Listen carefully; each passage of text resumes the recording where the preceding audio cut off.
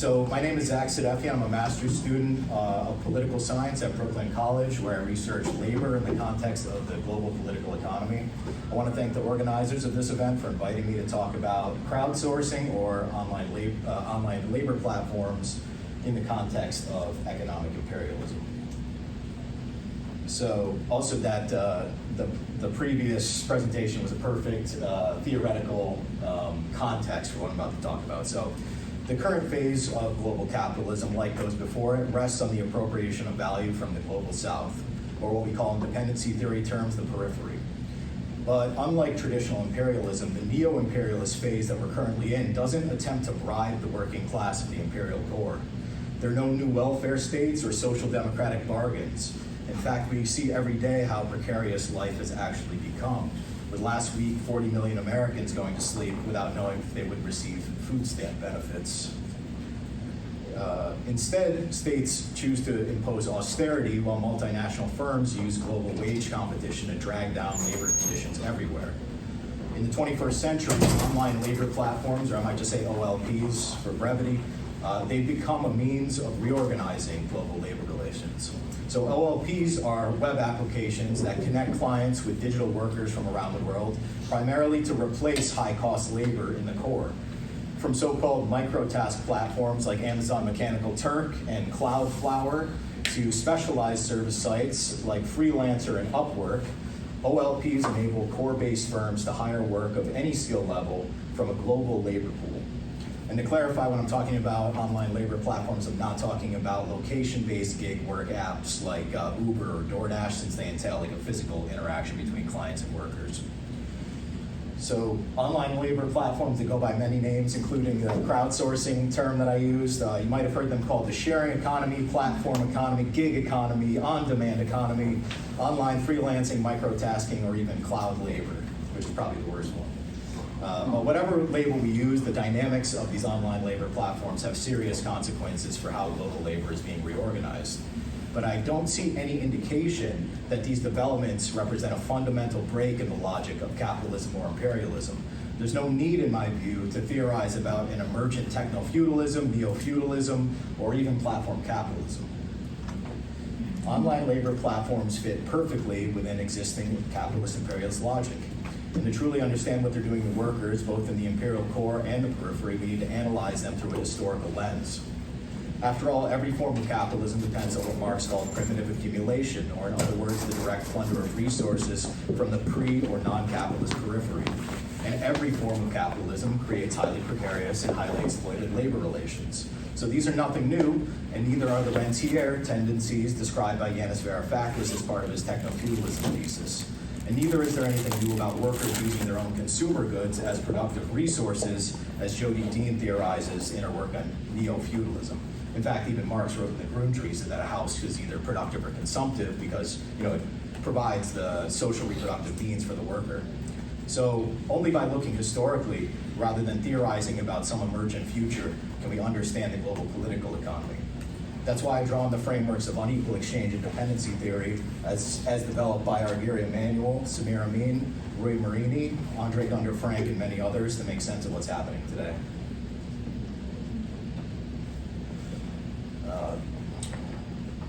This screen right here, basically, if you sign up as a worker for Amazon Mechanical Turk, this is the interface that you see. It's basically just a list of HITs, human intelligence tasks, that pay 40 cents or $7.50. And I did a couple of these. Basically, it was showing me a picture of like a print, what's it called? Like a paint roller, and it says, "Is this picture described with the words paint roller?" So it's like very like low-level tasks like that. So that's why it's called like microtasking. So workers on these platforms, they're classified as independent contractors instead of employees. So in practice, this means they compete for jobs by bidding on these algorithmically managed listings. Their productivity and work quality is also constantly tracked by algorithms and software, and that data ends up determining who gets more work, who gets paid for what they've completed, and who actually just gets kicked off the platform entirely. And even in the imperial core, these workers make poverty wages. One study found that US-based OLP workers earned an average of just $4 an hour, while their Indian counterparts earned about $1.20. Another study found that generally, on average, OLP workers earn 70% less than traditional employees of the same skill. Now, as unequal as this sounds, that wage gap is actually a significant decrease compared to what the global wage gap is. Jason Hickel and his collaborators, or comrades, that's fine too, found that workers in the periphery are actually paid between 87 and 95% less than equally skilled workers in the core or in the north. So multinational corporations obviously can profit immensely from that arrangement, and they outsource labor to the periphery while paying only a fraction of the cost of what they would pay in the core. This massive wage gap is not only clearly unfair, but it's what Argyri Emanuel identified as the central mechanism that sustains global inequalities. So Argyri Emanuel, he was a Greek-born Marxist economist who once served as an advisor to Patrice Lumumba's government, helping develop a program for post-colonial Congo. Shortly after the CIA-backed assassination of Lumumba in 1961, Emanuel would be deported to Nairobi, and from there would go to Paris, where he would, at the age of 50, enroll in a doctoral program to study socialist planning. He was writing at a time when the international solidarity of the working class, the kind Marx and Engels envisioned in the Manifesto of the Communist Party, seemed no closer to becoming a reality. The brief wave of decolonization was in the process of being extinguished by imperialist powers. To Emanuel, as to Hobson and Lenin before him, the relationships between imperial and peripheral countries had come to mirror class relations. But unlike Lenin, Emanuel argued in his 1972 work, Unequal Exchange, a study of the imperialism of trade, that this divide wasn't primarily about monopoly power or organic capital concentration, but it was about wages and wage differentials. Workers in the periphery earning far less than those in the core meant that the commodities they produced were systematically undervalued in international trade. So the core would capture most of the value, and that's what he called unequal exchange. Or he was very specific. He said that this is narrow or strict unequal exchange, and broad unequal exchange includes the kind of monopoly relation that I discussed briefly. So in theory, Emanuel's analysis suggests that this imbalance could be corrected if peripheral workers migrated en masse to the core to seek higher wages, right, in theory. But in practice, obviously, this is unrealistic. As he would later write in his 1975 work, Revisiting Unequal Exchange, migrant workers in imperial core countries often face internal wage discrimination based on ethnic factors, which effectively blocks the theoretical wage equalization. But even setting discrimination aside, the physical constraints on migration make the theoretical solution untenable. Countries today are encircled by militarized, securitized borders, restrictive visa systems, and selective immigration lotteries. According to the International Labor Organization, the migrant labor force is only about 164 million people worldwide, and roughly 70% of them migrate to core countries. Meanwhile, many peripheral countries still continue to face high unemployment rates, especially among working-age men, or otherwise said, the people that could migrate. So in theory, this means the number of potential migrant workers is actually much higher than what we see, than the 164 million. But in an era of the digital economy, these online labor platforms virtualize this problem because they remove spatial and temporal distance that separates capital from the labor force. So multinational corporations based in the core can access a global reserve army of labor that is cheap, abundant, and highly precarious, all central features that Marx identified as necessary for the expansion of capital accumulation. So World Bank estimate places the number of global online platform workers between 150 and 350 million. About 75% of them hold university degrees, making platforms ideal channels for outsourcing high-skilled work. Data from the Oxford Online Labor Institute shows that a majority of these workers now hail from India, Bangladesh, and Pakistan, which together account for half of all online labor platform workers. India's share alone grew from 1/4 in 2017 to 1/3 in 2021. Given that almost half of all internet content is in English, it's not surprising that the highest labor export comes from countries with British imperial legacies.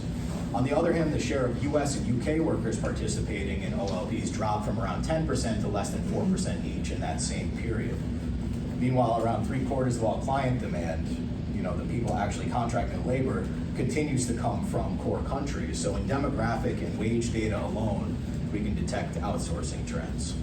Furthermore, the service sector now accounts for 3/4 of all economic activity in OECD countries. Within them, the demand for high-skilled labor continues to grow. For instance, the number of highly skilled migrant workers from Mexico to the United States nearly doubled between 2005 and 2011, and actually doubled in the 5-year period before that as well. So my preliminary findings are that online labor platforms have emerged as a 21st century virtual fix for high-wage service labor. When 20th century capitalism faced the same pressure of high wages in the manufacturing industry, it simply relocated manufacturing to the periphery, which is called a spatial fix. Later, neoliberal policies dispersed production into global commodity chains, which led to widespread deunionization and wage devaluation.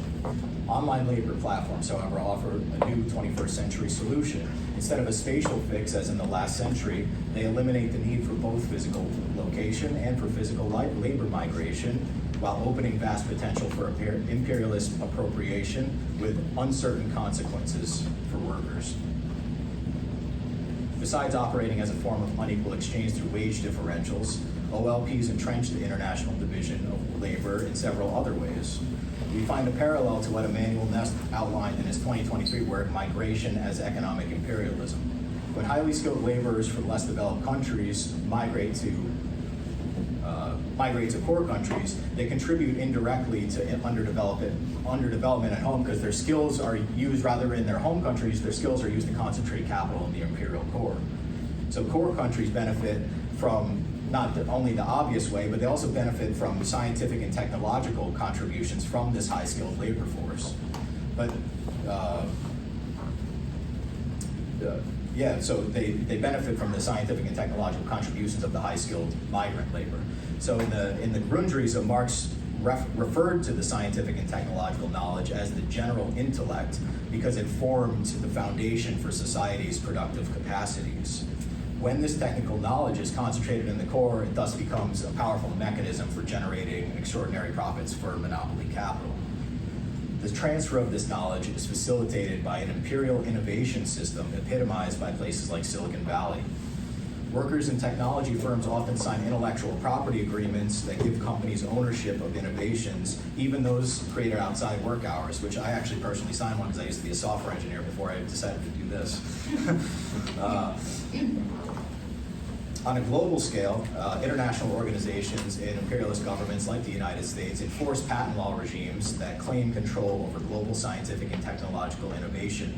The World Intellectual Property Organization, for example, has expanded intellectual property rights through ad hoc legislation in the service of multinational firms. The WTO TRIPS agreement, or the trade-related aspects of intellectual property rights, operates in much the same way, with aggressive patent enforcement that punishes emerging markets for the slightest deviation. And both of these have been widely criticized by developing countries. These intellectual property regimes reproduce underdevelopment in the periphery because they transfer innovation of skilled workers from their home countries to the imperial core, thereby consolidating the core's domination in the global economy. This is particularly clear in online labor platforms. Around 3/4 of all platform work is classified as high skill, as I said before. And on top of that, the high-skilled platforms, like as I differentiated them from the microtask platforms, like I showed you the screen of, the high-skilled platforms account for 10 times the market share of the microtask platforms. So taken together, this suggests that the transfer of technical knowledge from the periphery is both systemic and massive.